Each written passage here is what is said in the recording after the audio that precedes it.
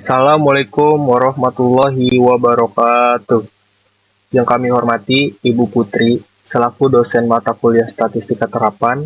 Perkenalkan, kami dari kelompok 9.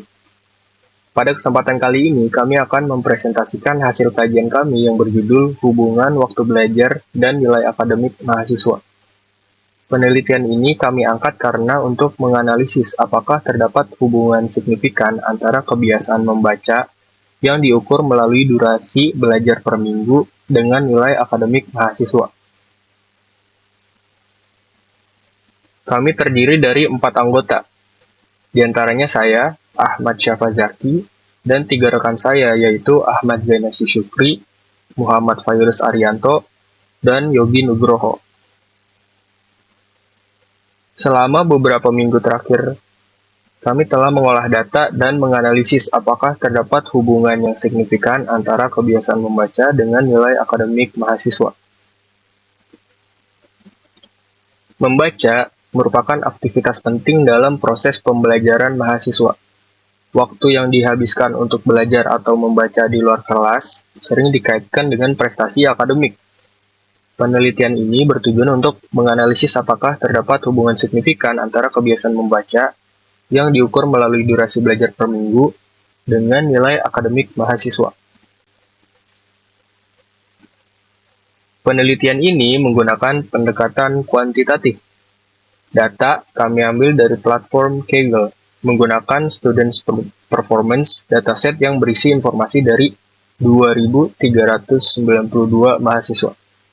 Variabel yang dianalisis yaitu Study Time Weekly, yaitu jam belajar per minggu, GPA, yaitu nilai akademik mahasiswa. Terima kasih sebelumnya. Untuk slide selanjutnya yaitu kajian literatur. Saya akan menjelaskan mengenai slide ini. Beberapa penelitian terdahulu mendukung bahwa kebiasaan membaca dan belajar memang berdampak pada prestasi akademik. Misalnya, Guthrie dan Wakefield 2000 menyatakan bahwa keterlibatan membaca dapat memperkuat motivasi belajar. Rettius dan Kurin 2010 itu menemukan bahwa keterampilan membaca berhubungan dengan performa akademik tinggi. Di Indonesia, Sari dan Mulyani pada tahun 2021 juga menemukan korelasi positif antara kebiasaan membaca dan IPK meskipun dipengaruhi faktor lain.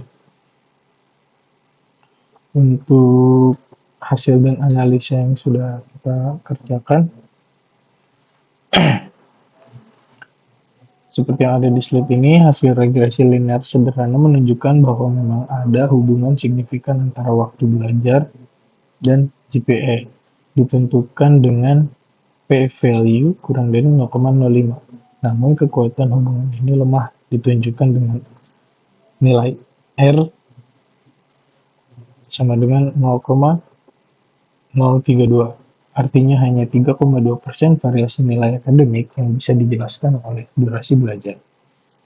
Interpretasinya setiap 1 jam tambahan waktu belajar per minggu hanya menaikkan GPA sebesar 0,029 poin. Untuk visualisasi dari hasil analisa yang telah kami lakukan, itu seperti ini.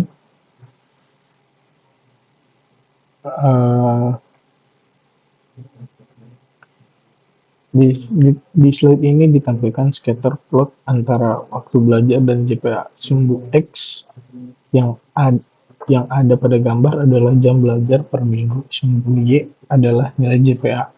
Titik biru itu mewakili masing-masing mahasiswa. Garis merah pada garis tren regresi linear. Kita bisa lihat bahwa garis ini naik ke kanan, menandakan hubungan positif. Untuk slide selanjutnya akan dijelaskan oleh rekan saya.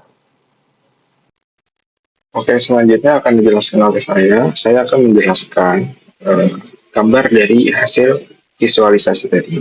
Nah, di sini ada arah hubungan positif.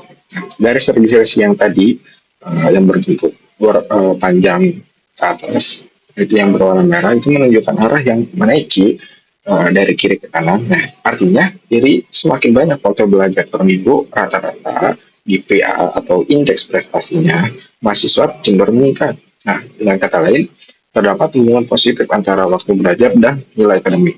Nah, di sini ada korelasi lemahnya. Meskipun arah hubungan positifnya itu menyebar titik di atas sangat menyebar luas di sekitar garis definisi, nah ini menunjukkan bahwa korelasi antara waktu belajar dan GPA bersifat lemah. Dan juga di sini waktu belajar bukan satu-satunya faktor yang menentukan GPA. Jadi banyak mahasiswa dengan waktu belajar yang sedikit, yang tetap, tapi dia memiliki nilai GPA yang tinggi. Dan juga sebaliknya, ada juga waktu belajar sedikit, tapi dia juga mendapatkan GPA yang lemah. Jadi cenderung kalau misalkan waktu belajar sedikit, cenderung ya ke bawah, kurang korelasi yang lemah. Dan di sini ada variasi tingginya. Nah, nilai GPA mahasiswa sangat bervariasi di setiap tingkat waktu belajar. Nah, ini juga menunjukkan adanya faktor-faktor lain gitu. Faktor-faktor lain yang mempengaruhi nilai terhadap kualitas akademik. Nah, contohnya seperti kualitas pembelajaran, yang kurang efektif belajarnya, metode belajarnya kayak gimana, sebenarnya yang salah, kalau salah ya udah gitu, kurang. Dan juga kondisi psikologis dari diri kita sendiri juga harus dimantapkan gitu untuk secara belajarnya gitu. Dan juga dukungan sosial dan lingkungan belajar. Nah, contohnya yaitu ketika kita mempunyai sahabat atau teman gitu.